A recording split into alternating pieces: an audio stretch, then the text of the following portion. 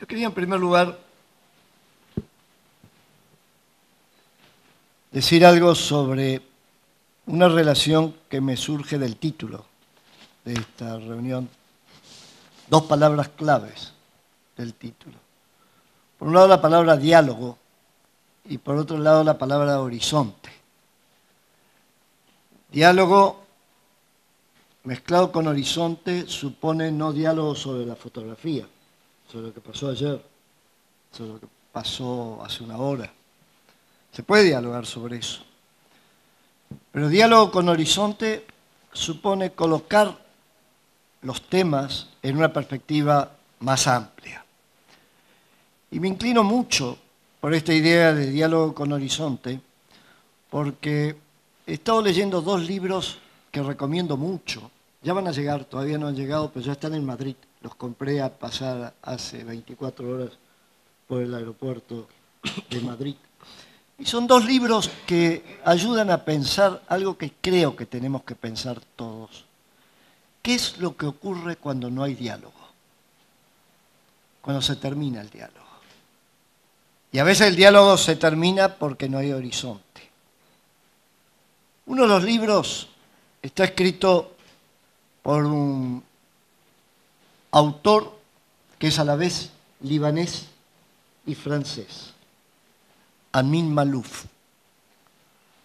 El libro último de él, que ya había aparecido hace un mes en Francia, acaba de salir. En Madrid se los recomiendo fuertemente. Se llama Los Desorientados. Y se refiere a un grupo de libaneses, él no usa nunca en el libro la palabra Líbano, a un grupo de libaneses al cual él pertenecía, reconoce que tiene algo de autobiográfico el libro, a un grupo de libaneses que convivieron la época en que el Líbano había convivencia de culturas, de religiones, y se reúnen luego de que eso desapareció y aprecian los costos de la no convivencia. Un libro muy bien escrito, yo diría apasionante, lo recomiendo fuertemente, pero a mí me ayudó a pensar qué es lo contrario de diálogo, de convivencia. El segundo libro es más divertido, es de un autor muy de moda, especialista en novelas negras, que acaba de sacar su último libro, que al igual que Amin Maalouf, él es de alguna manera de mestizaje cultural. Amin Maalouf, libanés, francés. Petro Mercaris, a la vez turco y griego, que estaba escribiendo novelas policiales espectaculares. La última que acaba de salir se llama Liquidación Final. Es una novela medio policial, no medio, es policial, en torno a un personaje, el comisario Costas Jarito. Pero vaya que te ayuda a pensar qué pasa en un país que se inserta en una región que de repente empieza a debilitarse la idea de convivencia y de diálogo, es la Grecia en Europa después de la crisis. Vale la pena leerlos. En esa perspectiva coloco mis reflexiones ya no tan genéricas, sino sobre el tema de fondo, que es el horizonte económico. Y quizás sugiriendo una corrección del título o una precisión del título que viene de la reflexión inicial que hice. Si vamos a dialogar colocando el diálogo en horizonte, sí sería recomendable reconocer que los diálogos y los horizontes son multidimensionales. Que si uno trata de hablar solamente de lo económico y de lo financiero, sin entender algunos temas, o sin incorporar algunos temas de la vida real, tales como, ¿cómo se llama eso? El poder, ¿no? O lo legal. La lógica del poder, la lógica de la legalidad. En un ambiente de profundos cambios como los que estamos viviendo en el mundo hoy, uno corre el serio riesgo de no entender nada. Y al no entender nada es difícil actuar en función de la creación de un nuevo ambiente entre países, regiones, culturas, etc. Dicho esto, como el tema son las relaciones Argentina-España, y como pienso que me han invitado para eso, voy a colocar estas relaciones, el horizonte de estas relaciones, en tres espacios en los cuales se insertan y que a su vez son multidimensionales. Quizás si yo tuviera que plantear una tesis central aquí sería, si tratas de entender las relaciones económicas bilaterales sin insertarlas en ese contexto más amplio, los tres espacios, y con una visión multidimensional, una vez más, hermano, no vas a entender nada. Y al no entender nada, corres el riesgo de estar en círculos viciosos que te impiden salir de la fotografía y volver a colocar la fotografía en un contexto más amplio. Yo diría que el primer espacio es el global. Un espacio que está, digamos, un poquito complicado. Vengo de una reunión en Inglaterra, en Wilton Park, un espacio muy agradable para discutir sobre los temas de la gobernabilidad global, con la participación de 40 personas, de los cuales más o menos 25 eran de emerging countries, fuerte presencia China particularmente, y del Asia. Y ahí queda bastante claro de que en el contexto global, y es lo que transmito ahora, tenemos por lo menos tres características que tener en cuenta en la perspectiva de las relaciones bilaterales entre Argentina y España. Y lo primero es, de ese contexto global, es que existen cada vez más un mayor número de nuevos protagonistas, de todo tipo. Países, cadenas de valor globales, individuos, ciudadanos, consumidores, incluso indignados, que han tomado conciencia de su poder. Y esto está configurando de alguna manera ese contexto global. Es un contexto global además en que todos, y subrayo todos, porque a veces uno cree que eso es solo aplicable a los grandes, todos tienen múltiples opciones para insertarse en el mundo global. Es decir, ese espacio global ha dejado de ser un espacio blanco-negro. O estás conmigo, estás contra mí, estás aquí, estás allá. Es un espacio, como señalaba otro libro muy bueno de Jean-Claude Guilbault, francés de hace unos pocos años, es un espacio en el cual predomina el mestizaje, la mezcla. La segunda característica del espacio global es que cada vez más se nutre de cuestiones que solamente pueden ser resueltas por acuerdos globales. El mejor ejemplo de estos días es el tema del cambio climático. Es decir, ahora es los ciudadanos de muchos lugares, particularmente hoy de la costa este de Estados Unidos, tienen menos dudas de que sí hay un problema de cambio climático que abordar. Y así otros. Pero hay cada vez más cuestiones que solamente pueden ser abordadas en el plano global. Y la tercera característica del plano global es que cada vez más en el horizonte hay focos de conflictos que actualizan otro libro que hay que mencionar, que es El Cisne Negro de Taleb, que pueden ser otros tantos imprevistos. Cuando creía que estaba todo bien, resulta que me trajeron la noticia que por ahí explotó algo. En la novela policial de Mercari es que cuando se iba a dormir lo pararon para decirle que había pasado un nuevo asesinato. Es decir, de alguna manera este es el plano global lleno de situaciones imprevisibles. Después está el plano iberoamericano, que es muy particular nuestro. Es decir, la relación Argentina-España indudablemente está en el corazón mismo del plano iberoamericano. El plano iberoamericano lo podemos analizar desde muy distintos ángulos. Yo tengo una inclinación y comparto con ustedes esa inclinación. Yo tengo la inclinación de abordar el espacio iberoamericano desde el ángulo de la identidad cultural, pero cultural en sentido muy amplio. Cultural particularmente, que nos vuelve fuertes incluso insertos en el mundo latino e insertos en el futuro de Estados Unidos, que nos vuelve especialistas de la mezcla.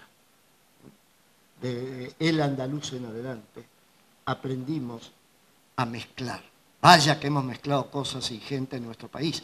Vaya que hemos mezclado cosas en el espacio latinoamericano del espacio iberoamericano. Y ustedes en España y en Portugal, vayan que han mezclado cosas. Entonces, de alguna manera nos da un cierto conocimiento. Esa es nuestra identidad. Ese es nuestro valor. Y está el tercer plano, que es el interregional o el birregional, que es un plano en el cual tanto Argentina como España, en su lanzamiento, en su relanzamiento, hace muy poco, en la Cumbre de Madrid, le han dado mucha importancia, que es el espacio interregional de América Latina y Caribe y la Unión Europea, que a su vez incluye el espacio regional, birregional, Unión Europea, Mercosur. La buena noticia hoy es de que hasta hace muy poco, cuando uno hablaba a nuestros amigos europeos en Europa, no sé si en España, pero en Europa por lo menos, sobre Unión Europea, Mercosur, te miraban y te decían, Mercosur, ¿de qué me estás hablando? Y ahora nos sentimos un poco más empoderados, empowerment, y a nuestros amigos europeos les decimos, Unión Europea, ¿de qué me estás hablando? Y entonces de alguna manera tenemos la buena noticia de que estamos en el diálogo, en un horizonte de futuro, en un mundo complicado, entre gente que unos y otros tenemos problemas. Por lo tanto, podemos compartir los problemas. Y eso es buena noticia. Permítame ir concluyendo ahora, tratando de señalizar 3 tipos de problemas que tenemos particularmente en el espacio iberoamericano y en el espacio birregional. Primer tipo de problema, los 2 primeros los voy a pasar rápido para que no se me termine el tiempo, pero merecerían mucha atención. El primer tipo de problema se refiere al sistema de las cumbres. Ustedes saben que cuando países o personas trabajan juntas, hay 2 dimensiones. La existencial, que es por qué trabajar juntos, y la metodológica, que es cómo trabajar juntos.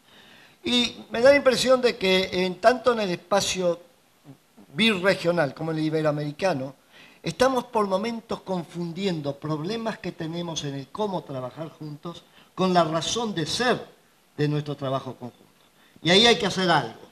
Lo que no está andando bien es el sistema de cumbres, lo cual no quiere decir que tenemos que echar por tierra el espacio de cooperación que tiene raíces históricas y culturales, económicas, políticas, mucho más profundas.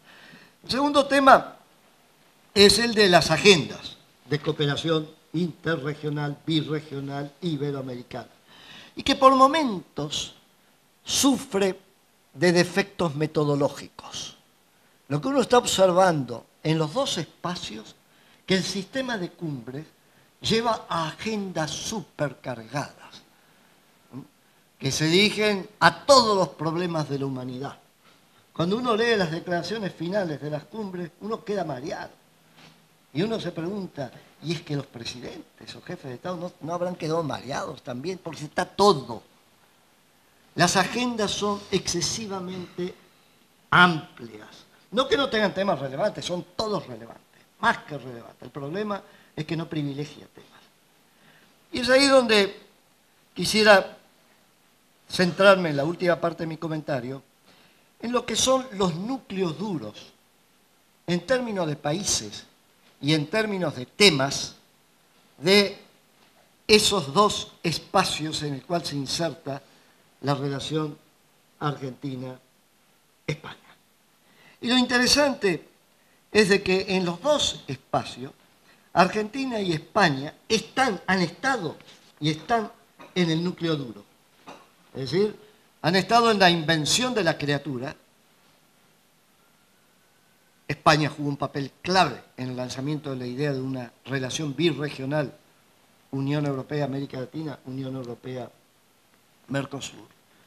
Y de alguna manera están también en la posibilidad o determinar la posibilidad de adaptar la criatura a las nuevas realidades.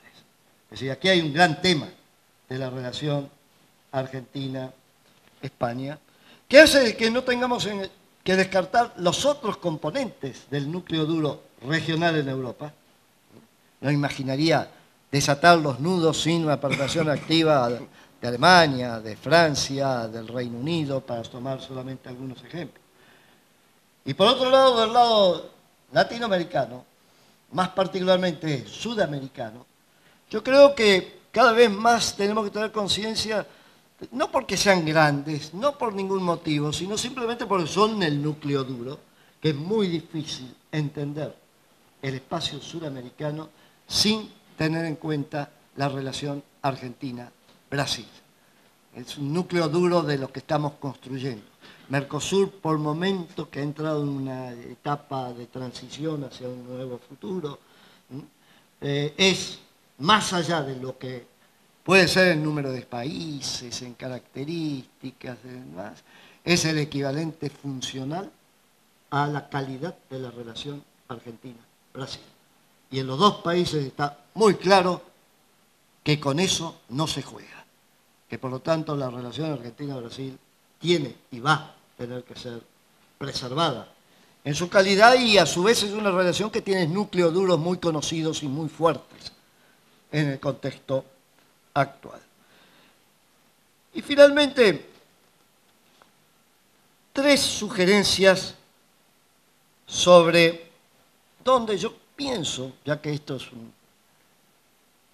detonante de diálogos, donde yo pienso que deberíamos concentrarnos en los núcleos duros, en el diálogo con horizonte temporal no limitado a lo económico, aunque los temas que pueda sugerir parecerían económicos. El error sería concebirlos como exclusivamente económicos.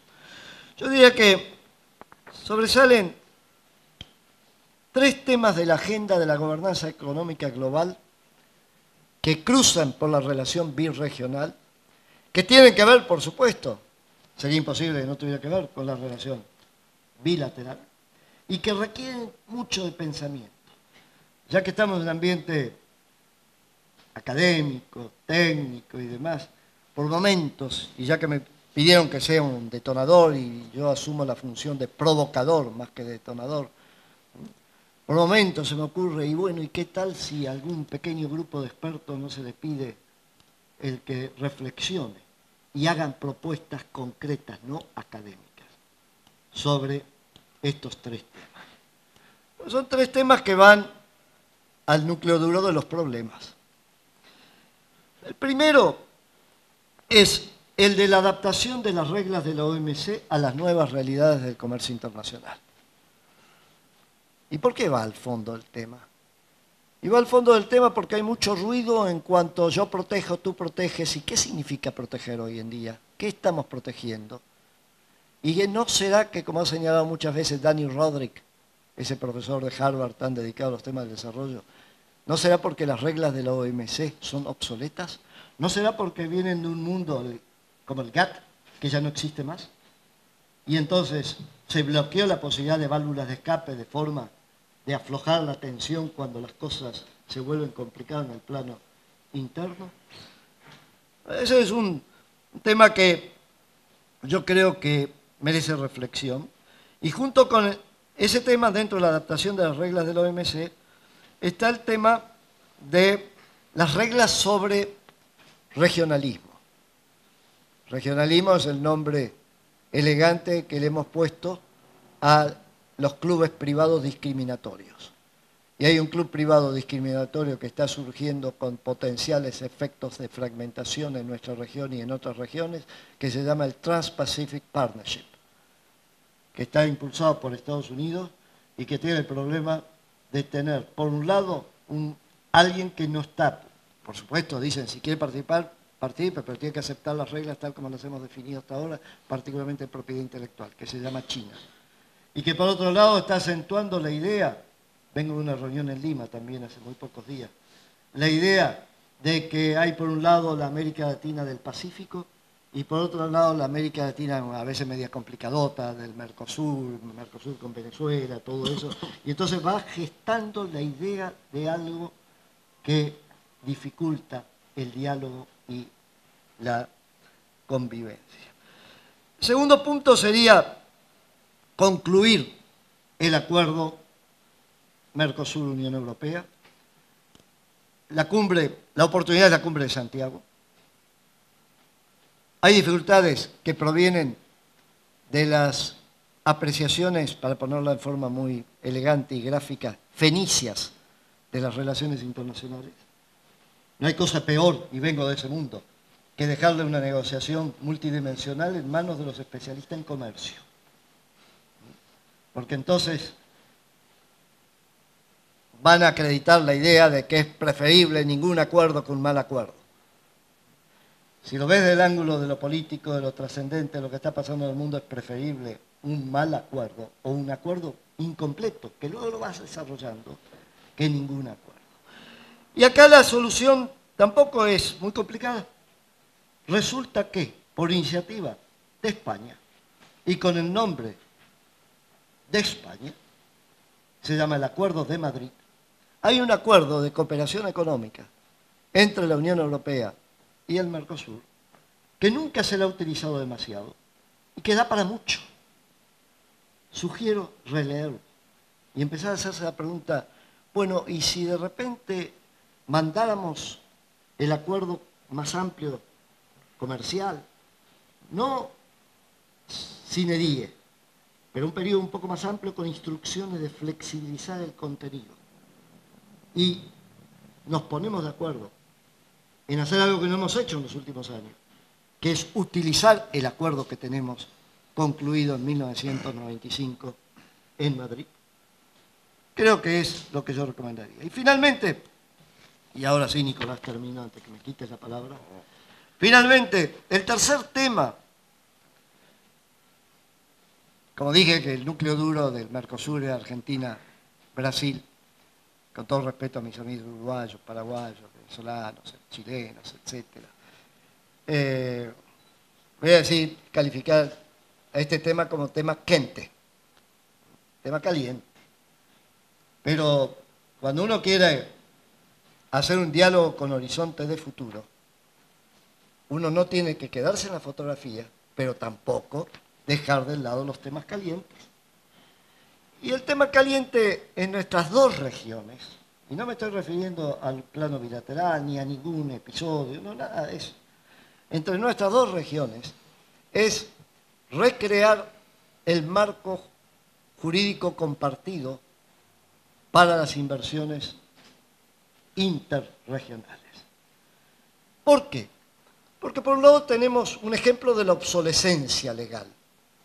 La obsolescencia legal es ese amplio número de acuerdos bilaterales de protección de inversiones, cualquier cantidad, con un mecanismo de apreciación de conflictos que dista de tener siquiera las características de algo que tampoco es perfecto, pero que es mucho mejor, que es el mecanismo de solución de conflictos de la OMC.